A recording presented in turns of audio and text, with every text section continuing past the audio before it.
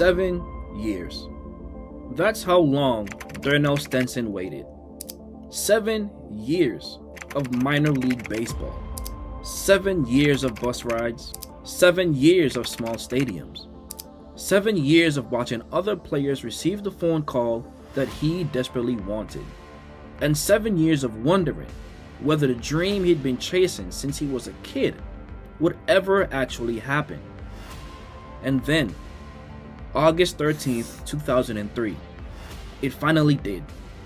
Darrell Stepson became a Major League Baseball player. He was 25 years old. He had survived the minor leagues, survived being labeled as a prospect, survived being passed over, survived the possibility that baseball might simply move on without him. And now, he had finally made it. Cincinnati Reds, Major League Baseball, the dream.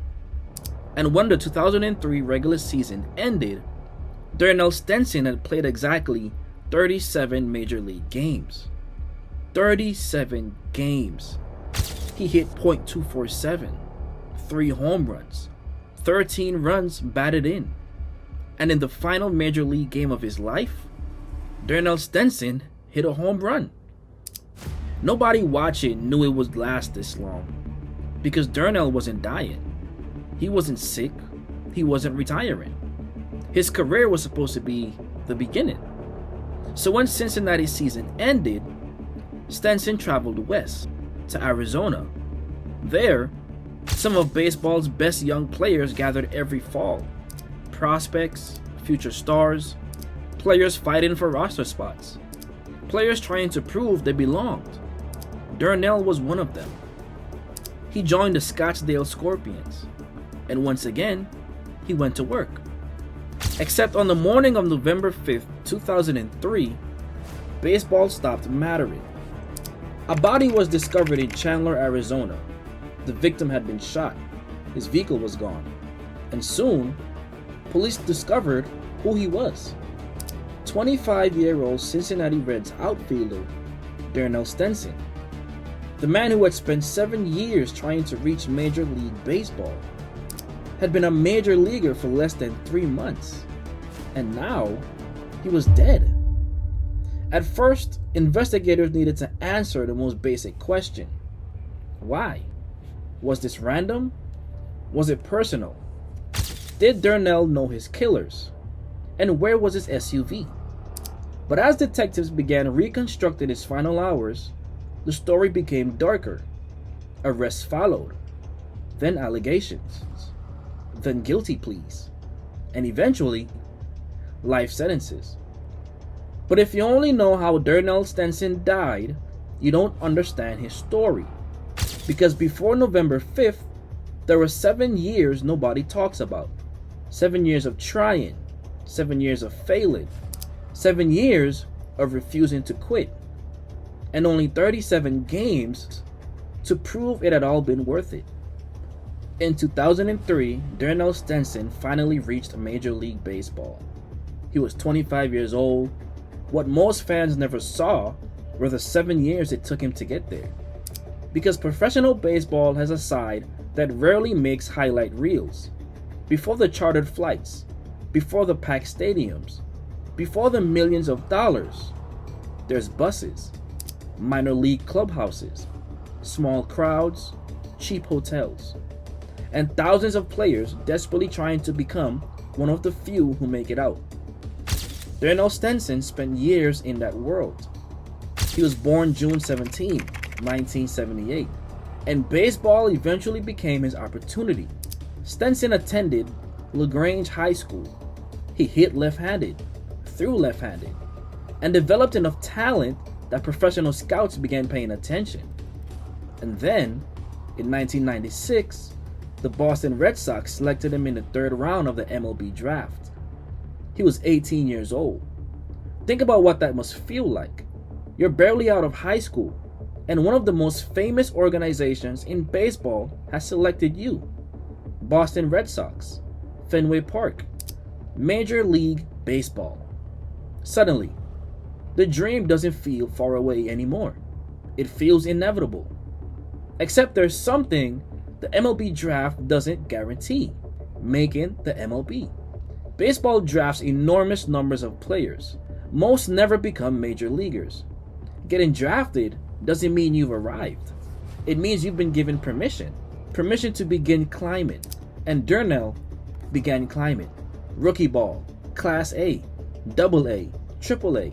Every level introduces better pitching, better defenses, better prospects, and fewer available spots. Stenson became one of Boston's notable prospects. There were moments when it seemed only a matter of time before he reached Fenway. But baseball development is rarely linear. There are slumps, adjustments, injuries, roster decisions, organizational changes, and perhaps worst of all, waiting. Every year, another draft happens. Another group of young players enter the system. Suddenly, you're not the new prospect anymore. You're the guy the new prospects are trying to pass. 1996 became 1997, and then 1998, 1999, 2000, 2001, 2002. Still, Darrell Stepson had not appeared in any major league game. 6 years after being drafted, he was still trying. And that's where baseball becomes psychological. How long do you continue believing? At 18, you have unlimited time. At 20, you're still young. At 22, you're developing. At 24, you start looking around. Some of the players drafted after you are already established major leaguers. New prospects are arriving. Organizations are making decisions, and you have to ask yourself something uncomfortable. What happens if the call never comes? Darnell kept playing. He eventually left the Red Sox organization, and in 2003, his path took another turn. The Cincinnati Reds claimed him. A new organization, another opportunity, and maybe one final chance to prove that 7 years of minor league baseball hadn't been for nothing. That summer, everything changed. Darnell performed. He put himself back into the conversation. And finally, in August, that call came. After 7 years, Darrell Stepson was going to Major League Baseball. He had spent almost his entire adult life trying to get there. He had no idea how little time he would get to stay. August 13th, 2003. For most baseball fans, it's an ordinary day. For Darrell Stepson, it was the day 7 years of waiting finally ended. The Cincinnati Reds added a 25-year-old outfielder to their major league roster. And for the first time in his life, Darnell wasn't a prospect anymore. He was a major leaguer. Think about the difference between those two words. Prospect means maybe, potentially, someday. Major leaguer means you made it. Every bus ride, every batting practice, every minor league stadium, every time he could have quit, had led here. Stenson made his major league debut on August 13th, and over the final weeks of the season, Cincinnati gave him opportunities. He played the outfield, he played first base, he got major league at bat, major league hits, and eventually, major league home runs. 37 games aren't enough to tell us what Darrell Stepson would have become. They're only enough to show us that he belonged. 37. That's how many games he played. And there is one detail that makes that number feel even more haunting. September 28th, 2003. Cincinnati's final regular season game. Darrell Stepson stepped onto a major league field for what nobody realized would be the final time. And in that game, he hit a home run. His third major league home run. And his last. Imagine ending your rookie season like that. You're 25. You've finally broken through. You just homered in the final game. Now you got an offseason to improve. Spring training. Another opportunity. Maybe next year, you make the roster permanently. Maybe you become Cincinnati's everyday player. Maybe you finally make real money. Maybe your career lasts 10 years. Maybe. That's the cruelty of looking backward. We know Darnell never got any of those answers. He didn't. But when the regular season ended, Darnell's baseball season wasn't finished. Major League Baseball had somewhere else for him to go. Arizona. Every year, organizations send selected prospects to the Arizona Fall League. is an opportunity to develop, to compete against high-level talent, to get additional at-bats, to convince decision makers that you're ready for more. Darnell joined the Scottsdale Scorpions, and there was something almost fitting about it. Even after finally reaching the MLB, he was still working, still proving himself, still trying to become better. People around the Fall League will later remember something beyond his statistics: his work ethic, his leadership, the way he treated teammates. Those qualities would eventually become permanently attached to his name, but nobody knew that yet. For now, Darrell Stepson was simply a 25-year-old baseball player in Arizona, trying to build on the best 2 months of his professional life. Then came November 5th, and baseball would never get a chance to see what Darrell Stepson could become. When the Major League Baseball season ends, most fans stop watching.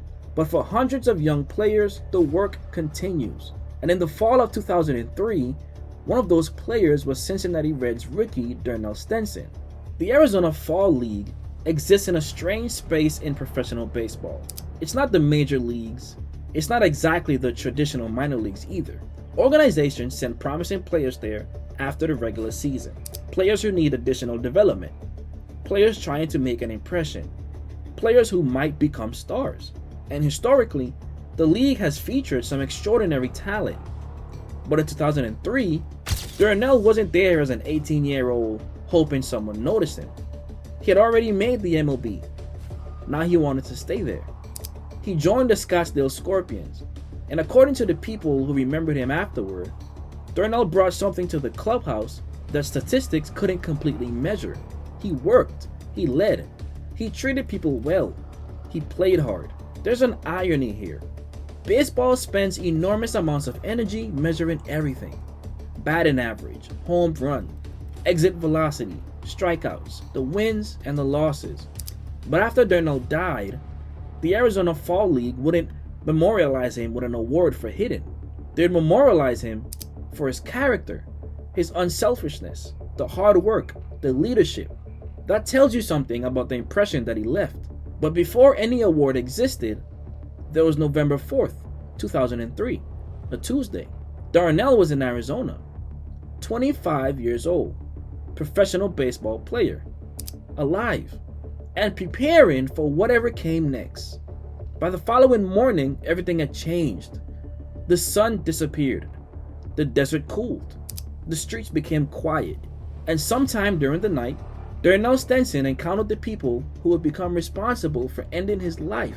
Exactly what occurred would eventually be reconstructed through evidence, arrests, statements, and court proceedings. But the outcome was unmistakable. By sunrise, the Cincinnati Reds had lost one of their young players. A family had lost a son, and investigators in Arizona had a homicide to solve. Early on November 5th, 2003, police in Chandler, Arizona received a report. There was a body in the roadway. The victim was a young black man. He had suffered devastating injuries. Investigators were determined that he had been shot, and evidence indicated he had also been struck by a vehicle. Police needed to identify him. They eventually did. His name? Darrell Stepson, 25 years old, outfielder, Cincinnati Reds. Hours earlier, Darnell had been alive. Now, his SUV was missing, his life had ended violently, and investigators needed to figure out why. At the beginning of a homicide investigation, police don't have the benefit of knowing the ending. They have a victim, a scene, physical evidence, missing property, and questions. Was this personal? Did someone follow Darnell? Did he know whoever attacked him? Was he targeted because he was a professional athlete? Or had he simply been in the wrong place at the wrong time? One obvious clue was his vehicle. Darnell owned an SUV. It wasn't with him. That immediately raised the possibility of robbery or carjacking. But police needed evidence, and they needed the people responsible. Then, the investigation began moving quickly. Authorities located the missing vehicle. People connected to the crime began attracting attention, and within days, multiple suspects were in custody. Among the names that emerged were David Griffith, Reginald Riddle, Kevin Riddle, and Robert Tate. Investigators believed Stenson had been abducted and robbed. The case involved his SUV, and as detectives continued piecing together what happened, they developed a picture of a violent encounter that ended with Darnell being killed and his property taken. But something else began happening almost immediately. The rumors. Darnell was a professional athlete who had been killed violently, and people wanted explanations. One early theory connected the case to drugs. That possibility received attention, but investigators would ultimately characterize the robbery as the central motive. And that's important, because once a sensational explanation enters the public conversation, it can become attached to a victim forever, even when the evidence ultimately points elsewhere. Darnell wasn't on trial. He was the victim. And as investigators pursued the people responsible, the story became increasingly clear. A young baseball player who had finally reached the MLB had encountered people who wanted what he had. And somehow, a robbery became a killing. Within days, police had made arrests, but arrests are not convictions. Now, prosecutors had to determine exactly who did what, who planned the robbery, who participated, who fired the weapon, who took the vehicle, and who should spend the rest of their life paying for what happened. When Cincinnati Reds rookie Darrell Stepson was found dead in Arizona on November 5, 2003, investigators faced an urgent problem. The victim was known, but the killers weren't. And somewhere, Darnell's stolen SUV was still moving. Police began reconstructing his final hours. They followed the vehicle, they interviewed witnesses, they examined connections between the people involved. An investigation quickly began producing names: David Griffith, Reginald Riddle, Kevin Riddle, Robert Tate. Eventually, 4 men were arrested in connection with the case. The developing prosecution theory centered on robbery. Darnell had something valuable: his SUV, his money, the visibility that came with being a professional athlete, and prosecutors alleged that the men involved participated in a chain of events that led to Darnell's abduction and death. This is where true crime storytelling can easily become irresponsible. Early police reports aren't verdicts. Charges aren't convictions. And not everyone arrested in connection with a crime necessarily carries the same responsibility.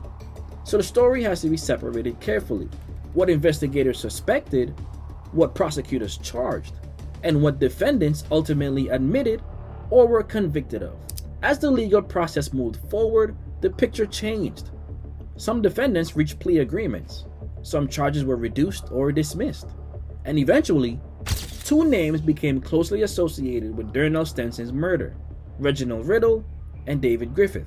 Reginald Riddle ultimately pleaded guilty to first-degree murder. His sentence? Life in prison.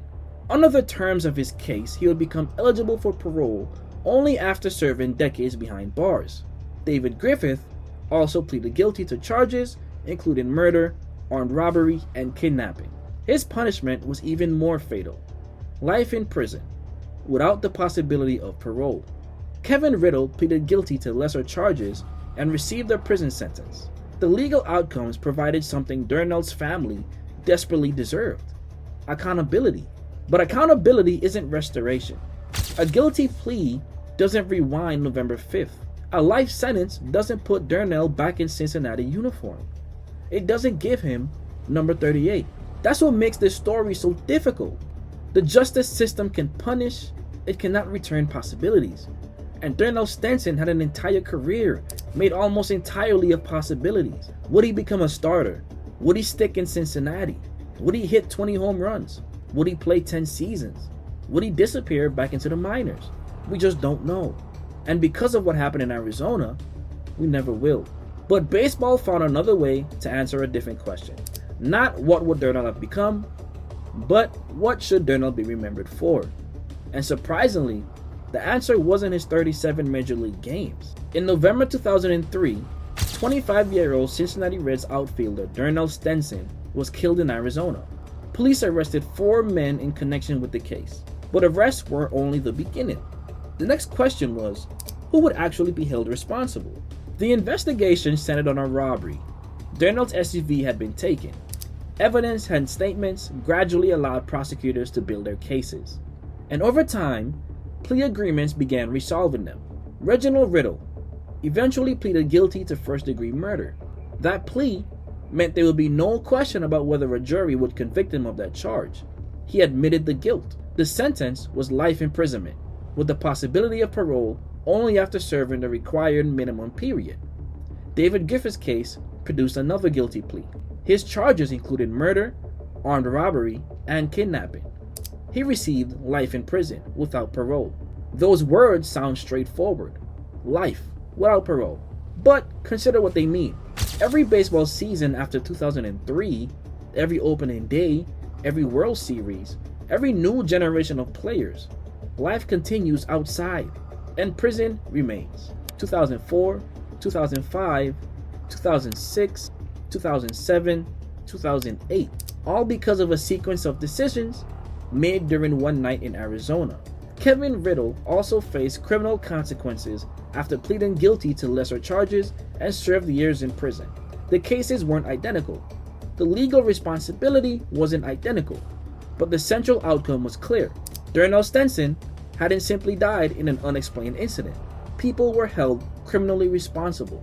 And yet, even justice creates a strange problem in stories like this. The killers can begin taking over the narrative. Their names, their motives, their sentences, their prison records. Eventually, the victim becomes the introduction to a story about the people who killed her. That's exactly what shouldn't happen here. Because Darnell Stenson's life didn't begin on November 5th, 2003. It ended there. There's a difference. He had been a son, a teammate, a prospect, a Major League Baseball player. And after his death, the people who knew him wanted baseball to remember something specific. Not how violently he died, but how he lived when nobody was watching. His work ethic, the leadership, the character. And 1 year after Darnell's death, the Arizona Fall League made sure those qualities would remain attached to his name, permanently. Every year, some of baseball's best young prospects travel to Arizona. They're trying to become major league players. Some will, and some won't. And at the end of the Arizona Fall League, one player receives an award, not for hitting the most home runs, not for throwing the fastest pitch, not for having the highest batting average. The award recognizes unselfishness, hard work, and leadership. Its name? The Darrell Stepson Sportsmanship Award. There's a reason. In 2003, Darrell Stepson was playing in the Arizona Fall League when he was killed. He had recently completed his first major league season with Cincinnati, only 37 games. But the people around him had seen something that baseball statistics couldn't capture. The way he worked, the way he carried himself, the way he treated the people around him. So beginning in 2004, the Fall League created an award in his memory. Every year since, another young player has had his name connected to Darnell's. Some of those recipients eventually became recognizable major leaguers. Austin Nola, Tyler Stevenson, and many others. Different organizations, different careers, different generations. One name connecting them, Darrell Stepson. Think about what that means. Darnell played only 37 major league games. They are players with thousands. Players with Hall of Fame plaques, World Series rings, MVP trophies. But more than 2 decades after Darnell's death, baseball players are still receiving an award carrying his name. And they're receiving it, not because Darnell was the greatest player, but because people believed he represented the kind of teammate a player should be. That's a different kind of immortality. Statistics eventually become numbers on a website. But every year, someone stands on a baseball field in Arizona and hears Darrell Stenson's name. Maybe they weren't even alive when he died. Maybe they never watched him play. Maybe they couldn't tell you his batting average. But now, they know his name. And they know what it's supposed to represent. Unselfishness, hard work, leadership. For someone whose major league career lasted only 37 games, that's a remarkable legacy. 37 games. That's all we got. 37 opportunities to see Darrell Stepson play Major League Baseball.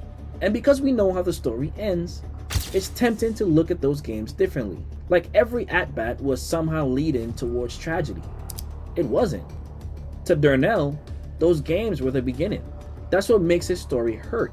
September 28th, 2003 wasn't supposed to be his finale. It was simply the end of a season. He hit a home run. Cincinnati packed up.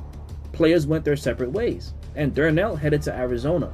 There was supposed to be another spring, another training camp, another roster decision, another season, game number 38, but it never came.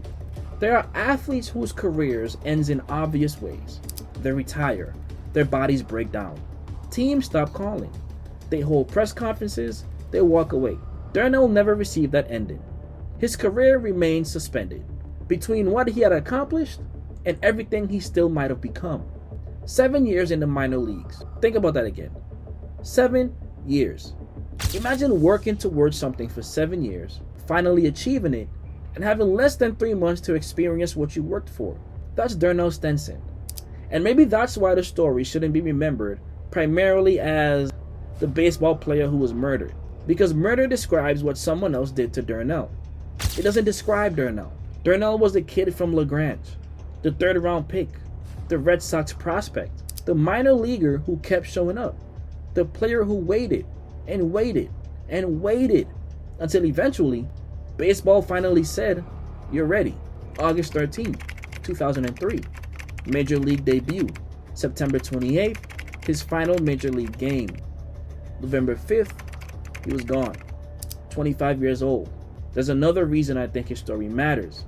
Sports teach us to remember outcomes, championships, records, Hall of Fame careers. We naturally tell stories about the people who reached the top. But professional sports are filled with people whose careers never became legendary. Players who spend years trying. Players who get one opportunity. Players whose names disappear from memory. And sometimes, those stories tell us more about what professional sports actually demand. Darnell didn't become Barry Bonds. He didn't become Ken Griffey Jr. He didn't become a Hall of Famer. He didn't get enough time for us to discover what he would become. What we know is that he kept going long enough to make it, and that matters. The Arizona Fall League understood that. That's why when they choose how to memorialize him, they didn't create the Darrell Stepson Home Run Award. They didn't create an award for batting average. They attached his name to something more permanent: character, work, leadership. Every year, another prospect receives it. Another player hears his name. Another generation of baseball is reminded that Darrell Stepson was here.